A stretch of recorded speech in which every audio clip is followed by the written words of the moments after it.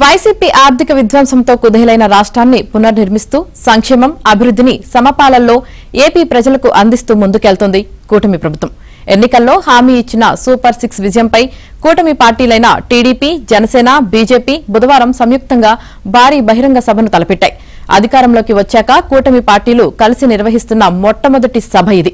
అనంతపురంలో జరిగే ఈ సూపర్ 6 సూపర్ హిట్ భారీ బహిరంగ సభకు ఏర్పాట్లు చకచకా సాగుతున్నాయి. ముఖ్యమంత్రి చంద్రబాబు, డిప్యూటీ సీఎం పవన్ కళ్యాణ్, మంత్రి లోకేష్, బీజేపీ అగ్రనేతలు పీవీఎన్ మాధవ్, మంత్రి సత్యకుమార్ హాజరు కానున్నారు. ఈ సభకు వివిధ ప్రాంతాల నుంచి లక్షల మంది హాజరయ్యేలా ఏర్పాట్లు చేస్తున్నారు. 15 నెలల కూటమి ప్రభుత్వ పాలనా విజయాలను ఆవిష్కరించేలా దీనిని నిర్వహించాలని భావిస్తున్నారు.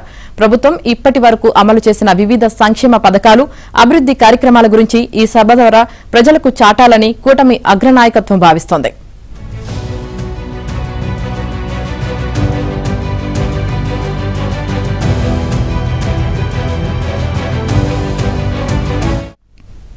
జగన్ 5 ఏళ్ల విధ్వంసంతో రాష్ట్రం అప్పుల కుప్పగా మారింది.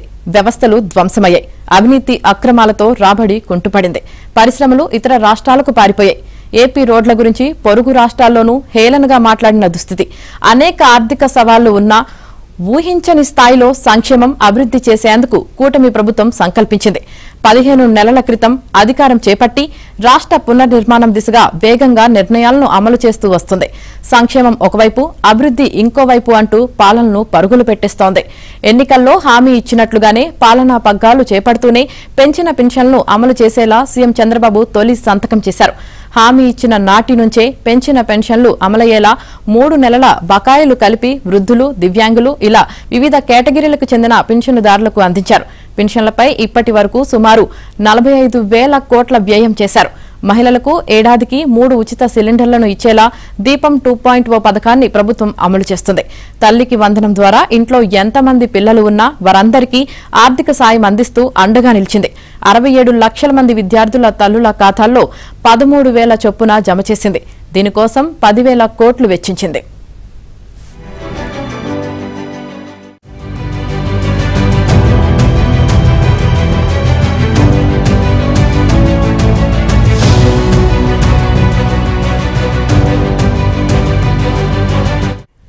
ఇక ఒక్కొక్కరికి 20,000 చొప్పున 44 లక్షల మంది రైతులకు 3 విడతలుగా ఆర్థిక సాయం అందించేలా అన్నదాత సుఖీభవ పథకాన్ని అమలు చేస్తుంది.